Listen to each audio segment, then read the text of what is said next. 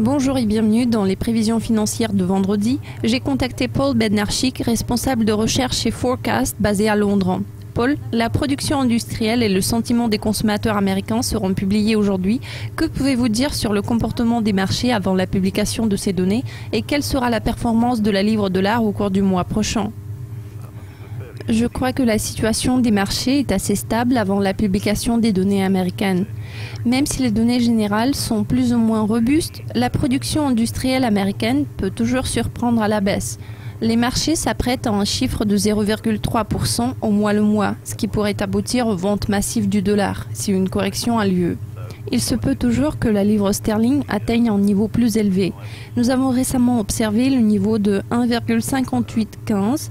Je crois que dans les prochains mois, nous devrions voir une amélioration des données américaines. Les minutes du FOMC qui seront publiées la semaine prochaine sont censées nous fournir des preuves qu'il ne s'agit que d'une faiblesse passagère. Le dollar est censé se renforcer contre la livre sterling. Cependant, le sterling restera toujours plus fort que l'euro. Nous apprendrons bientôt l'indice des prix à la consommation britannique. Comment pourrait-il influencer la livre sterling et qu'est-ce qui pourrait pousser la livre vers le haut dans les 3 prochains mois? Il est fort probable que nous entendrons un avertissement concernant la menace déflationniste pour la livre sterling de la part de Mark Carney.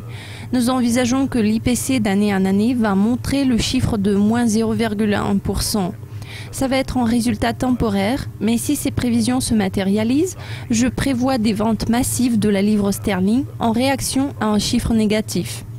Je m'attends à ce que la performance de la livre sterling soit très bonne au cours des 3 prochains mois. Nous prévoyons que le dollar va renouer avec sa reprise. Cela nous amène à croire que le taux de change du sterling contre le dollar s'établira à 1,485, tandis que le taux de change de l'euro contre la livre pourra atteindre 0,70.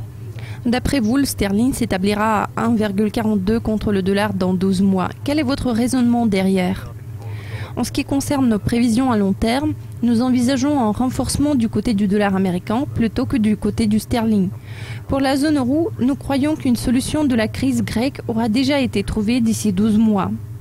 Il est à noter que la faiblesse de l'euro sera tout à fait bénéfique pour l'ensemble des économies de la zone euro, surtout pour l'économie de la France, dont le PMI est passé en territoire fortement négatif. Donc, je ne pense pas qu'il s'agisse de la faiblesse de la livre, ce sera plutôt le cas de la force du dollar. Dans le cadre du scénario baissier pour l'euro-dollar, je crois que la livre sterling s'établira quelque part au milieu entre l'euro et le dollar.